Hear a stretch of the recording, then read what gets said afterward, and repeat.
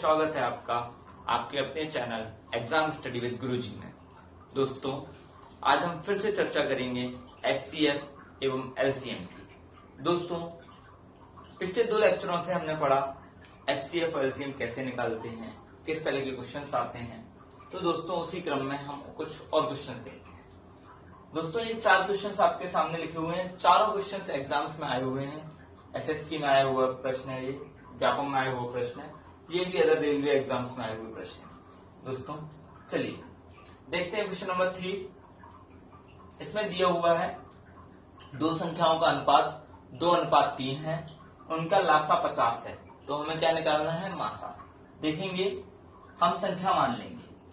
संख्या क्या मान लेंगे? 2x और 3x। 2x 3x संख्या मान लेंगे, उनका लासा 50 है। 2x और 3x का अगर हम लासा लेंगे तो क्या आएगा? मैं आपको डायरेक्ट सिखाने की कोशिश करता हूं, आप सीखिएगा।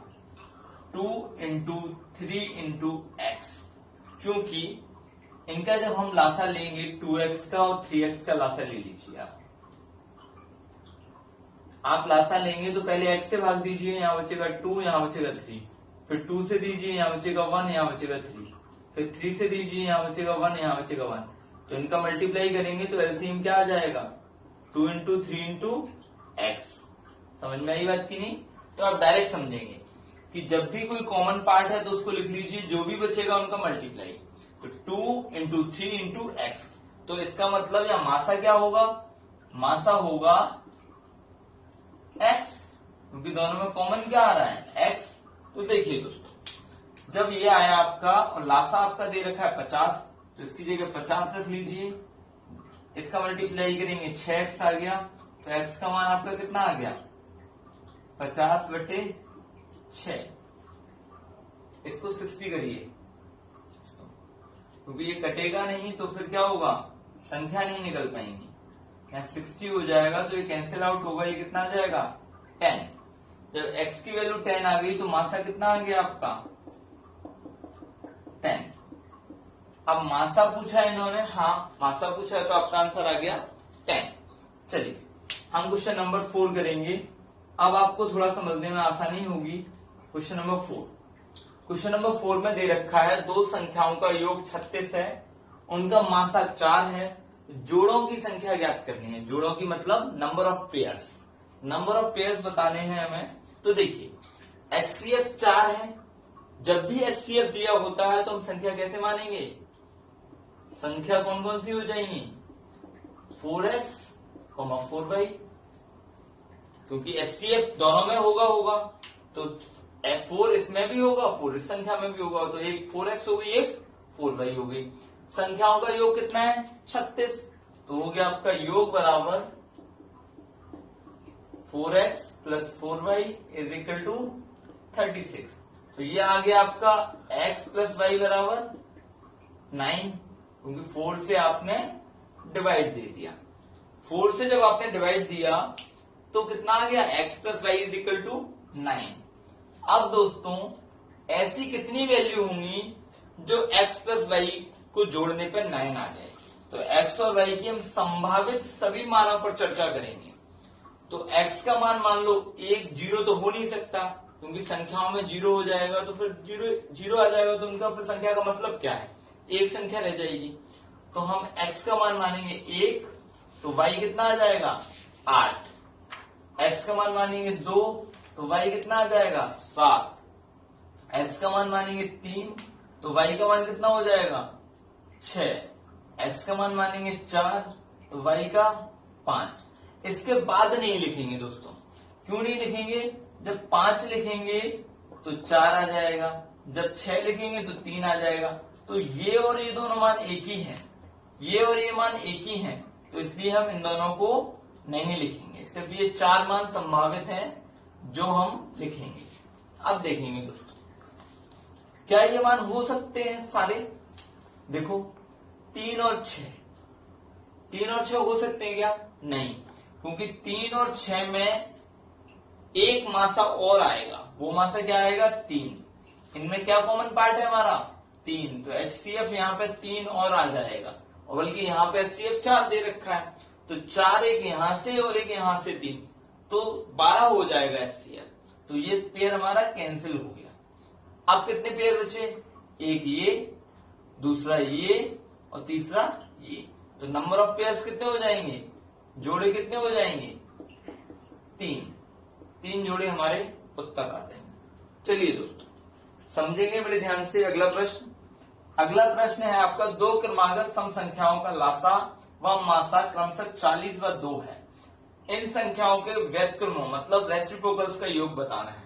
दोस्तों जब भी हमें मासा दिया जाता है तो संख्याएं हम मासा को लेके मानते हैं, लेकिन यहाँ पे दो चीजें दी हुई हैं आपको, दो क्रमागत सम संख्या भी दे रखी है और मासा भी दे रखा है। तो हम मासा की उस पर मान लेते हैं, क्रमागत संख्याओं से भी मान सकते हैं।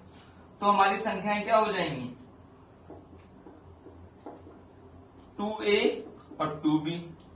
2a और 2b हमने दो संख्याएं मान ली। अब इसने बोला है उनका लासा कितना होगा? 40।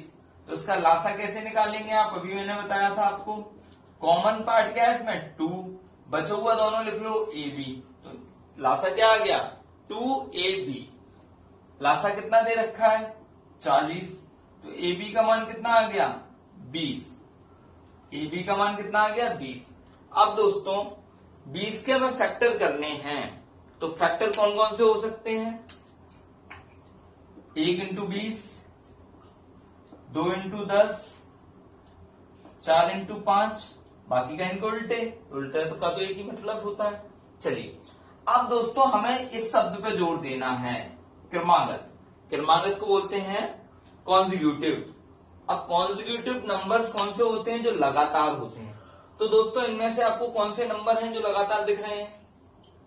4 और 5। तो दोस्तों आप समझ गए होंगे, फिर आंसर क्या होगा आपका? 4 और 5।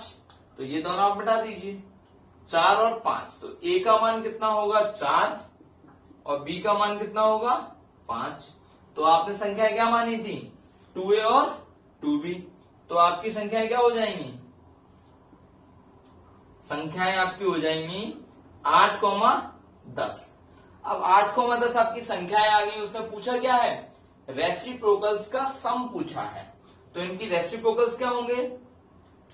रेसिप्रोकल्स क्या हो जाएंगे? 1/8 और 1/10।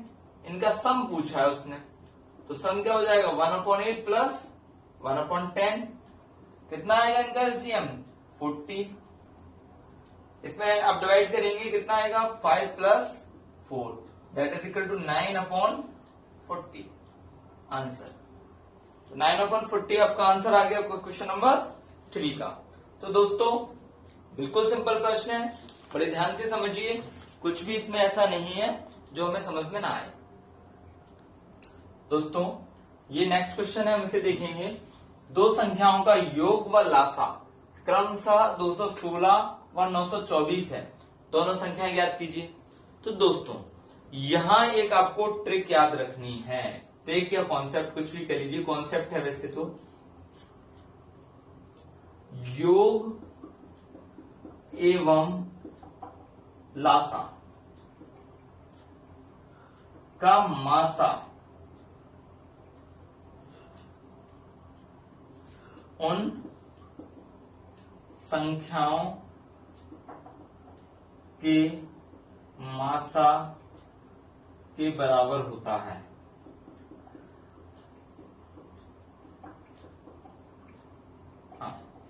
दोस्तों बातों इसको समझिएगा, कभी भी आपको योग और लासा दे दिया जाए तो उनका आप क्या निकालेंगे? उनका मासा निकालिएगा। जब जो उनका मासा आएगा वही मासा संख्याओं का होता है। तो ये कॉन्सेप्ट है जो आपको हमेशा याद रखना है। चलिए हम इसको आगे प्रोसीड करते हैं। इस क्वेश्चन को देखिए, अब इन दोनों का हमें क्या निकालना है? मासा। इनका मासा निकालिएगा। मासा कितना आएगा इनका? आप करेंगे इसको 216 डिवाइड बाय 924, कितने बार जाएगा? 4 बार, 864। कितना रिमाइंडर आया? 60। 216 में डिवाइड देंगे कितने बार जाएगा? 180। यहाँ 36 से डिवाइड देंगे किसमें? 60। 1 बार जाएगा 36, 24, 36, 1, 24, 12। तो यहां पे आया आपका मासा 12, मासा आ गया आपका 12। अब दोस्तों देखिए, इसको हटा दीजिए। जब मासा आपका 12 आ गया तो संख्याएं आप मान सकते हैं, आपको पता ही है आपकी संख्याएं क्या हो जाएंगी, 12x और 12y। 12x और 12y हो गई, तो योग कितना दे रखा है, 216। तो 12x प्लस 12y बराबर 216। तो x प्लस y बराबर कितना आएगा, 12 से भाग दे देंगे, 12 एकम 12, 12 96। x प्लस y बराबर कितना आ गया, 18। अब हमें निकालना है, ये लासा दे रखा है, लासा कितना होगा आपका 12xy, इसका मान है 924। तो xy का मान कितना आ जाएगा, 12 सत्त 84, 12 सत्त 84। xy आ गए आपके 77। अब 77 के हम फैक्टर करें तो क्या होंगे, 11 इंटू 7। तो x की वैल्यू होगी 11 और y की होगी 7, जोड़ के देखिए, x की वैल्यू 11 और y की 7, ये दो वैल्यूज आ गई हैं। अब आप संख्याएं ज्ञात करेंगे तो संख्या कितनी आ जाएंगी, यहां पुट कर दीजिए, तो संख्या हो जाएंगी आपकी 11 टू 22, 11 11 और 12 सत्तर 84। ये आपके नंबर्स हो गए 84।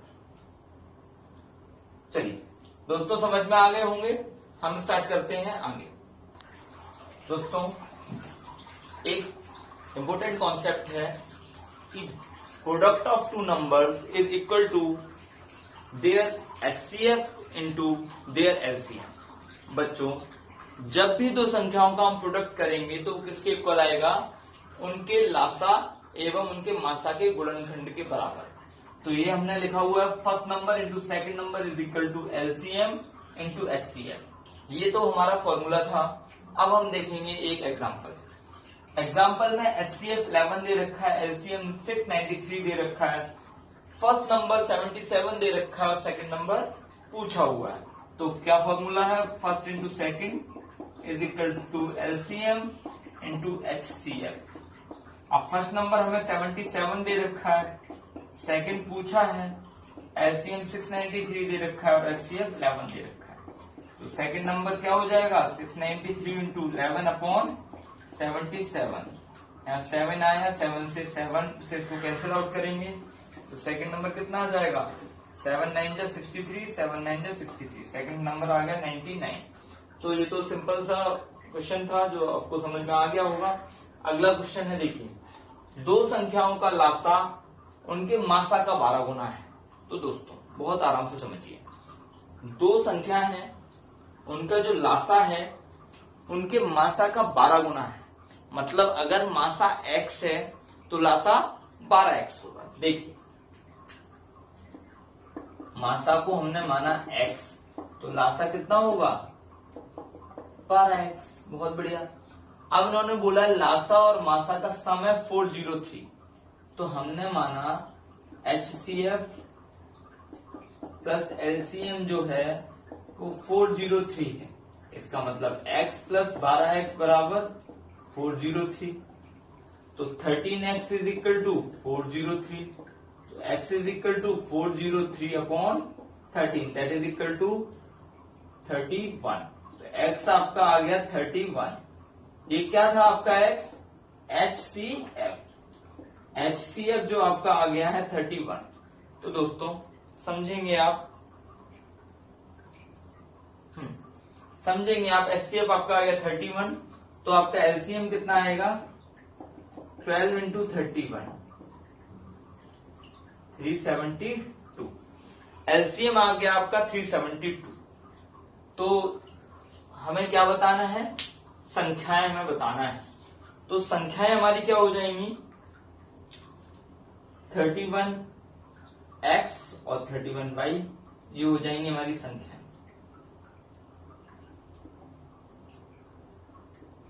हो जाएंगी हमारी 31x और 31y। तो हम देखेंगे दोस्तों, हम क्या देखेंगे, 31xy इज इक्वल टू 372। क्यों? क्योंकि लासा क्या निकलेगा, 31x है और 31y है, तो लासा क्या निकलेगा 31xy, और लासा के इक्वल टू क्या है 372। तो इसके बाद इसका जो थोड़ा सा सॉल्यूशन बचा है वो हम यहां करेंगे। देखेंगे दोस्तों देखेंगे 31xy, तो xy की जगह क्या बचेगा 372 upon 31, this is cancel out 12, xy आया आपका 12 के इक्वल में।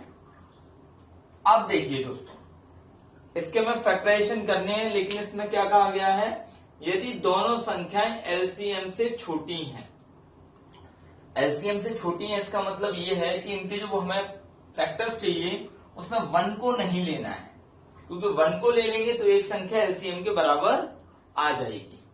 तो दोस्तों हम क्या क्या फैक्टर ले सकते हैं, 2 और 6,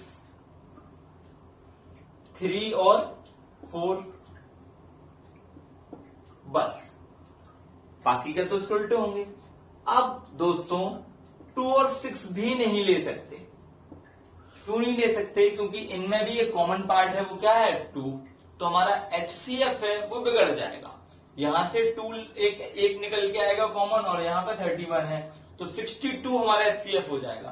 तो ये हम क्यों नहीं ले सकते, ध्यान से समझिए, क्योंकि यहां पे भी एक कॉमन फैक्टर है, वो क्या है 2, तो इन दोनों में कोई कॉमन फैक्टर है क्या, नहीं, तो हमारी x की वैल्यू क्या हो जाएगी 3 और y की वैल्यू क्या हो जाएगी 4, ये दोनों वैल्यूज होगी, तो नंबर्स क्या हो जाएंगे हमारे